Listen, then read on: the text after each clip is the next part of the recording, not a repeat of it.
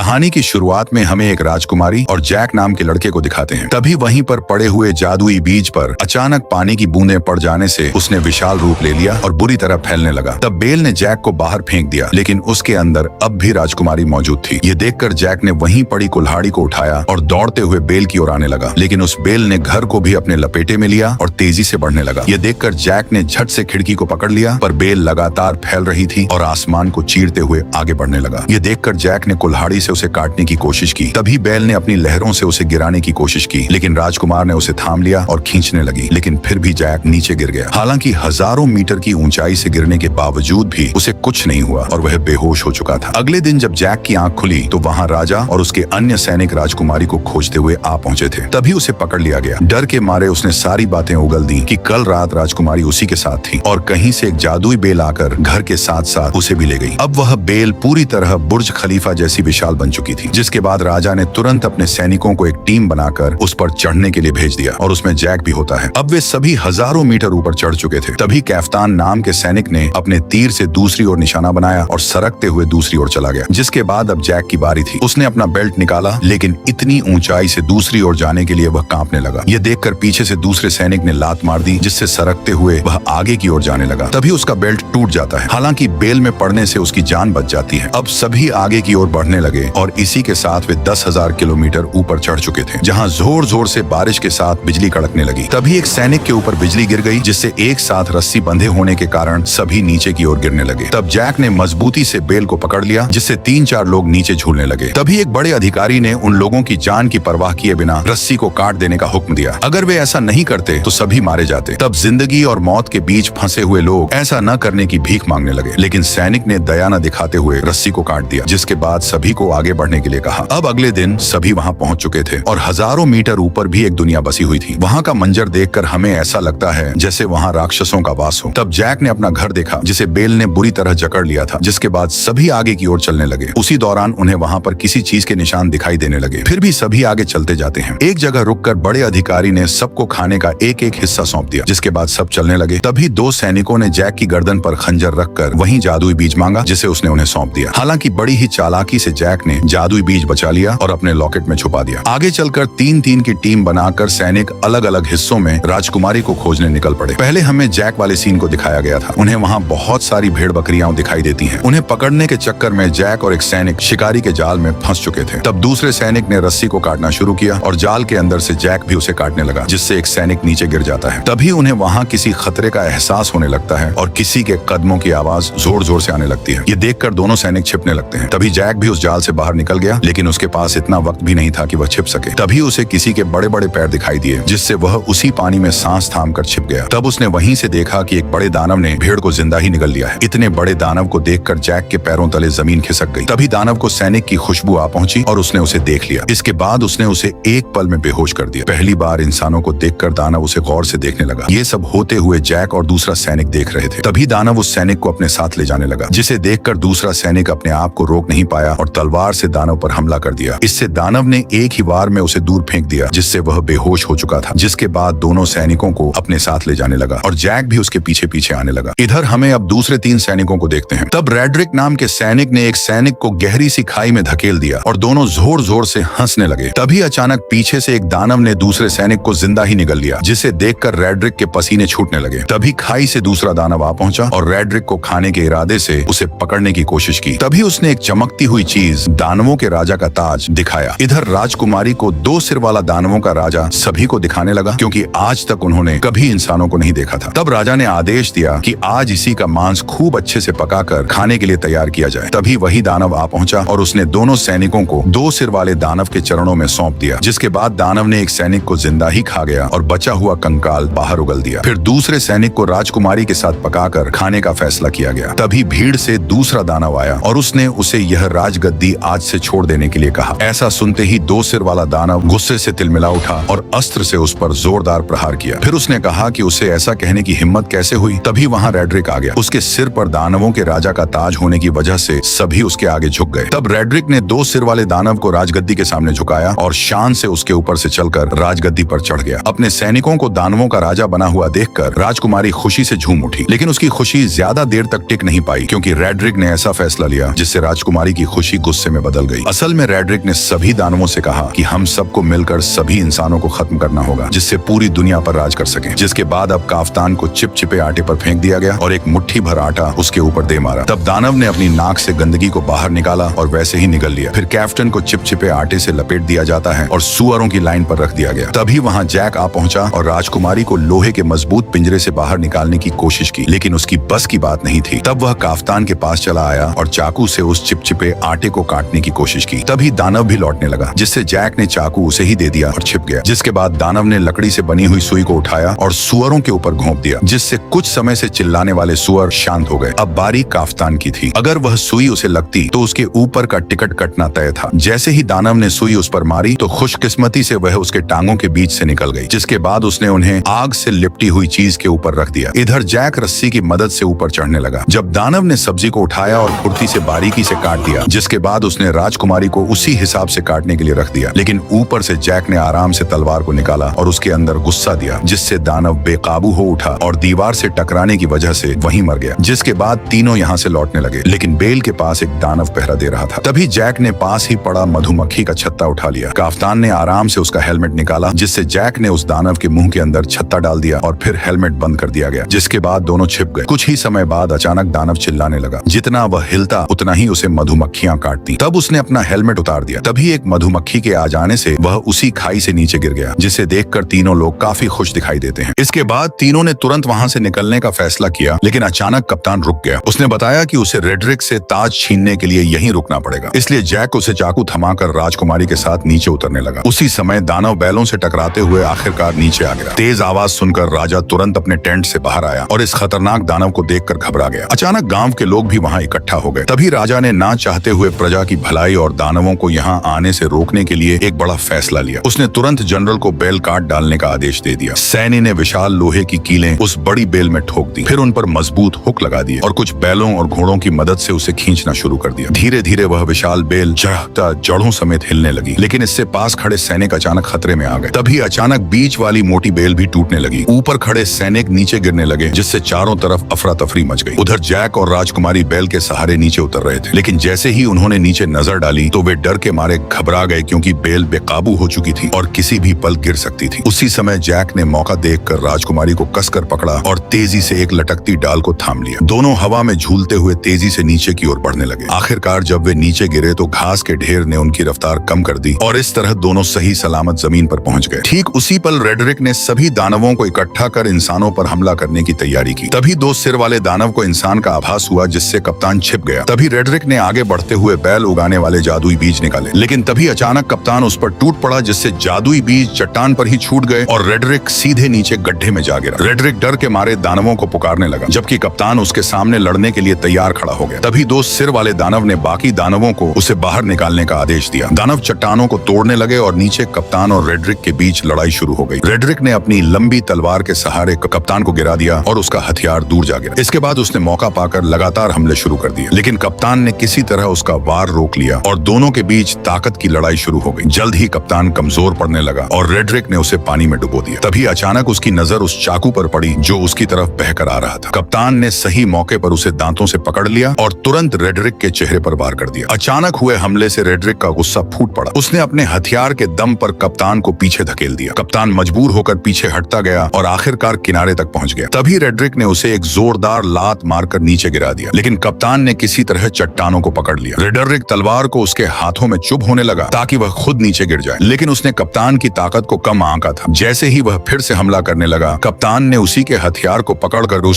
उसी की टांग में घोंप दिया। दर्द से रेड्रिक जोर जोर से चिल्लाने लगा और इसी मौके का फायदा उठाकर कप्तान ने तलवार रेड्रिक के पेट में घोंप दी। अचानक हुए हमले की वजह से रेड्रिक ने वहीं दम तोड़ दिया। उसके मरते ही ताज की जादुई ताकत भी खत्म हो गई। कप्तान किसी तरह ऊपर चढ़ आया और ताज वापस लेने के लिए आगे बढ़ा, लेकिन तभी ऊपर की गुफा टूट गई और दो सिर वाला दानव उससे पहले ही ताज उठा ले गया। उसने ताज अपनी उंगली में पहन लिया और खुद को नया राजा घोषित कर दिया। ताज पहनते ही उसकी ताकत फिर से लौट आई। यह देखकर बाकी दानवों ने भी अपने घुटने टेक दिए। तभी कप्तान ने देखा कि धरती पर लौटती हुई वह एकमात्र बेल अब कभी भी टूटकर नीचे गिर सकती है, इसलिए उसने बिना देर किए सीधे बेल पर छलांग लगा दी। बेल तेजी से किले की ओर बढ़ने लगी। कप्तान ने सही समय का फायदा उठाया और छलांग लगाकर सीधे पानी में कूद गया। दो सिर वाले दानव ने जब देखा कि इंसानों की दुनिया तक जाने का रास्ता टूट चुका है तो वह गुस्से से गरज उठा। तभी अचानक छोटे सिर ने जमीन पर पड़े उस थैले की ओर इशारा किया जिसमें जादुई बीज भरे हुए थे। 2 सिर वाले दानव ने उसे उठाया और अपने हाथ में खोल लिया। उसमें कुल 4 जादुई बीज थे। यह देखकर वह खुशी से झूम उठा। उसने तुरंत एक फूंक मारकर उन बीजों को पानी में फेंक दिया। जैसे ही बीज पानी से टकराए वे तुरंत उगने लगे और अगले ही पल जमीन को चीरती हुई 4 विशाल बेलें बाहर निकल आई। इसके बाद 2 सिर वाले दानव ने जोर से आदेश दिया और सभी दानव उस बेल पर चढ़कर इंसानों की दुनिया की ओर बढ़ने लगे। आखिरी पल में 2 सिर वाला दानव भी छलांग लगाकर नीचे कूद पड़ा। वह बेलों के जरिए फिसलते हुए जमीन की ओर बढ़ने लगा। उसी समय जैक घोड़े को पानी पिला रहा था। तभी अचानक उसकी नजर आसमान की ओर गई। उसने देखा कि सभी दानव तेजी से नीचे की ओर बढ़ रहे हैं। बिना एक पल गवाए वह घोड़े पर सवार होकर राजा को चेतावनी देने निकल पड़ा। उधर राजा की सेना आराम से किले की ओर बढ़ रही थी। तभी जैक की नजर सेना पर पड़ गई। वह जोर जोर से चिल्लाने लगा कि दानव आ रहे हैं, लेकिन राजा को अब भी कुछ समझ नहीं आया। तभी पीछे के जंगल से अचानक कई दानव निकल आए और जहाँ जहाँ वे जा रहे थे वहाँ सब कुछ तहस नहस कर रहे थे। कोई भी उन्हें रोक नहीं पा रहा था। जल्द ही दानव सेना पास आ गई और उन्होंने एक सैनिक को पकड़कर जिंदा निगल लिया। घोड़े पर सवार लोग भी उनकी रफ्तार से नहीं बच पाए। इस वक्त इंसान उनके सामने बिल्कुल बेबस थे। तभी एक गोल चेहरे वाले दानव ने पास की पवन चक्की का पंखा तोड़कर राजकुमारी की तरफ फेंक दिया, जो जमीन पर गिरते ही सब कुछ चकनाचूर कर गया और राजा का ताज भी गिर पड़ा। उधर किले पर तैनात सैनिकों ने राजा की सेना को आते देखा और उन्होंने तुरंत अंदर युद्ध की तैयारी की खबर भेज दी। कप्तान ने तुरंत सभी सैनिकों की मदद से खाई में तेल डलवा दिया ताकि दुश्मनों को रोका जा सके। जैसे ही राजा की सेना किले के पास पहुंची, उसने तीर चलाने का आदेश दे दिया और देखते ही देखते सैकड़ों जलते हुए तीर दुश्मनों की ओर छोड़ दिए गए। जैसे ही यह तीर तेल से टकराए, चारों तरफ आग भड़क उठी और इसी बीच राजा की सेना सुरक्षित किले के अंदर पहुंच गई। राजकुमारी को सही सलामत देखकर कप्तान ने तुरंत किले के दरवाजे बंद करने का आदेश दिया, लेकिन उसी समय जैक अभी भी बाहर था और दानव उसके पीछे पड़े हुए थे। जैसे ही किले का दरवाजा बंद होने लगा, तभी जैक घबरा गया, लेकिन आखिरी पल में वह अपने घोड़े के साथ छलांग लगाकर अंदर घुस आया। हालांकि उसके पीछे पीछे 2 सिर वाला दानव भी दरवाजे पर चढ़ आया, लेकिन तभी कप्तान ने उस पर हमला बोल दिया और वह सीधे आग की जलती लपटों में जा गिरा। जल्द ही आग ने उसे पूरी तरह घेर लिया, लेकिन हैरानी की बात यह थी कि उसके अपने लोग भी उसे बचाने नहीं आए, बल्कि बस खड़े खड़े उसे जलते हुए देखते रहे।